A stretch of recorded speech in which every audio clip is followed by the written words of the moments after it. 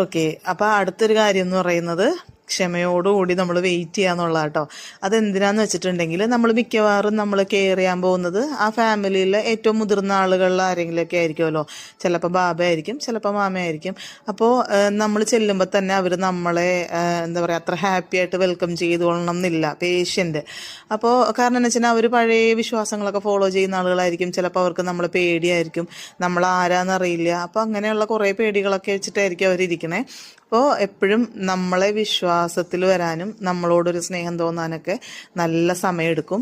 എന്നെ സംബന്ധിച്ചിടത്തോളം ആദ്യത്തെ വീട്ടിൽ എനിക്ക് എളുപ്പമായിരുന്നു. ബാബ പെട്ടെന്ന് എന്നോട് ഭയങ്കര സ്നേഹത്തിലൊക്കെ സംസാരിക്കുകയും ബിഹേവ് ചെയ്യുകയൊക്കെ ചെയ്യുന്ന ഒരു നല്ല മനുഷ്യനായിരുന്നു. അപ്പോൾ ഇവിടെ വന്നപ്പോഴും എൻ്റെ മാമ നല്ലതാണ്, പക്ഷേ മാമക്ക് ആദ്യമൊക്കെ എന്നെ ഭയങ്കര പേടിയായിരുന്നു. എന്നെ തൊടാനോ അല്ലെങ്കിൽ ബാക്കി ഞാൻ എന്ത് ചെയ്യാനും സമ്മതിക്കില്ല. നോ നോ നോ തന്നെ പറഞ്ഞുകൊണ്ടിരിക്കുകയായിരുന്നു ഒരു മാസത്തോളം. അപ്പോൾ നമുക്കും തോന്നും അതെന്തുകൊണ്ടാണ്, നമുക്ക് തന്നെ ഒരു വിഷമവും ഒരു ഡിസപ്പോയിൻമെൻ്റ് ഒക്കെ തോന്നും. അപ്പോൾ അങ്ങനെയൊന്നും വിചാരിക്കണ്ട കേട്ടോ. ചില ആളുകൾ കുറച്ച് സമയം എടുക്കും, പക്ഷേ ഗ്രാജുവലി അവർ നമ്മളെ അടുത്ത് ആ ഒരു വിശ്വാസവും സ്നേഹവും ഒക്കെ കാണിക്കുന്നുള്ള കാര്യം ഉറപ്പാണ്.